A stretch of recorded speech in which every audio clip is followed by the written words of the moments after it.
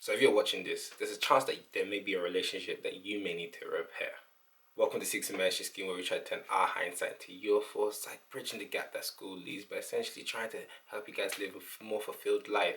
Now, I would implore you to watch this to the end, just to gain some perspective in terms of what I'm trying to say today about repairing your relationships.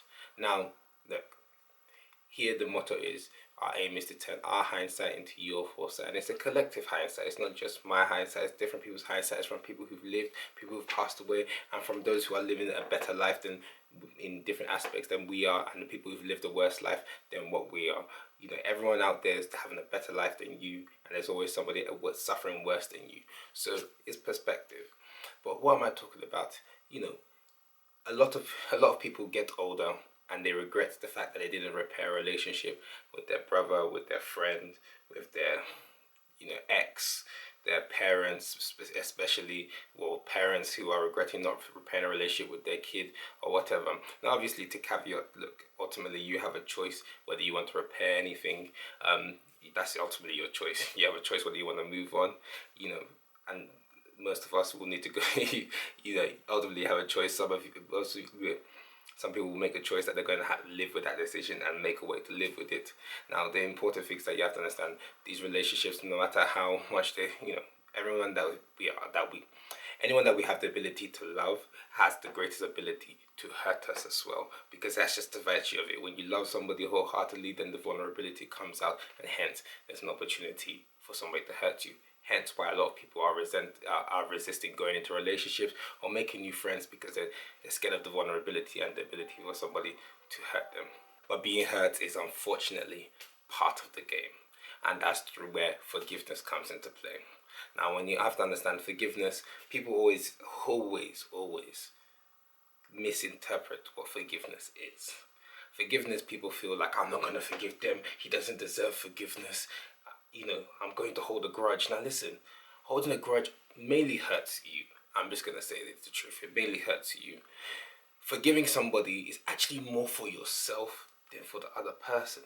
Because if you understand, look, we go through life. Life's a journey. And as you're going through a journey, you need some luggage. And you start collecting the experiences, life, and you're carrying loads of luggage.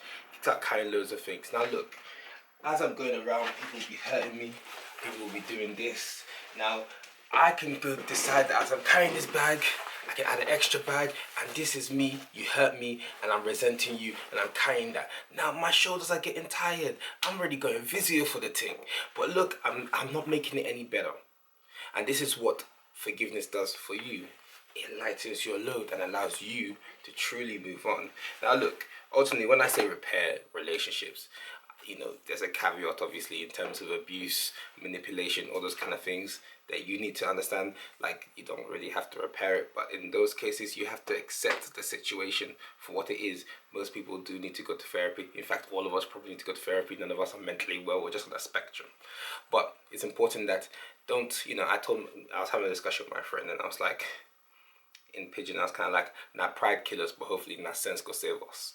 And well, my pride killed my people, but hopefully sense could save us, in the sense of a lot of times our pride and our ability not to not want to quote unquote lose the argument or the battle or the conversation will hold the grudge. And obviously sometimes other person's not reaching out, but more for yourself is about letting go. In that sense, where hopefully will help us out. So what am I trying to say?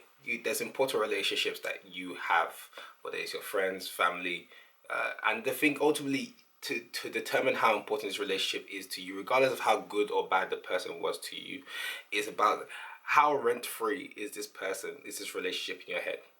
How rent-free?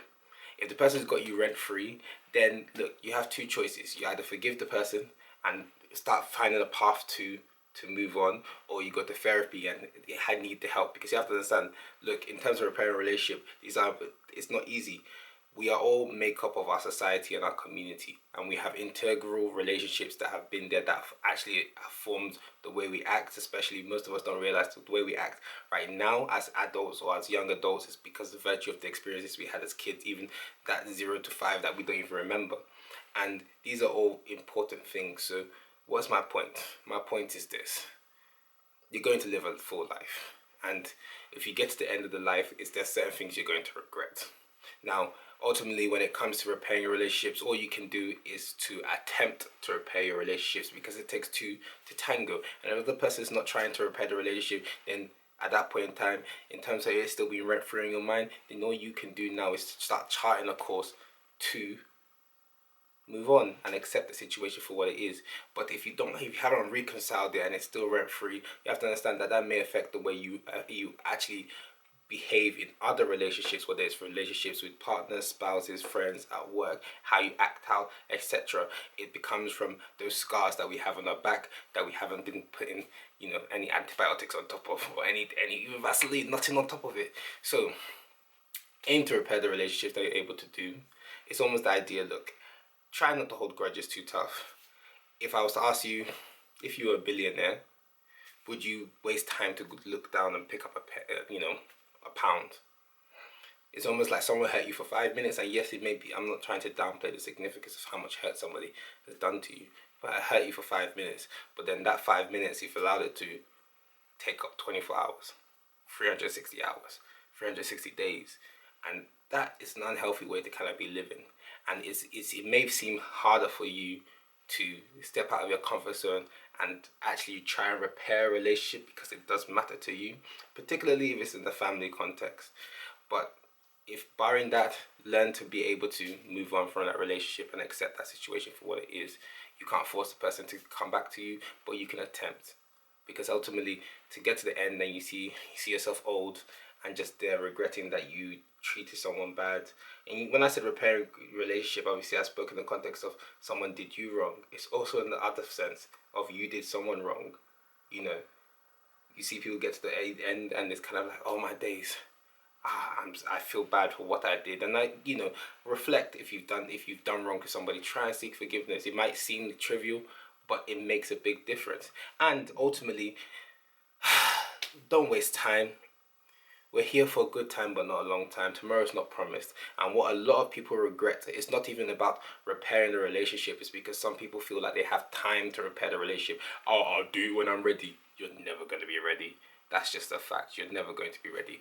And so if you understand that the person I'm beefing with today or tomorrow can really die tomorrow, and I will miss the opportunity to reconcile my differences with them, and that will even be worse for me. Because now I can't even be mad at them in real life anymore.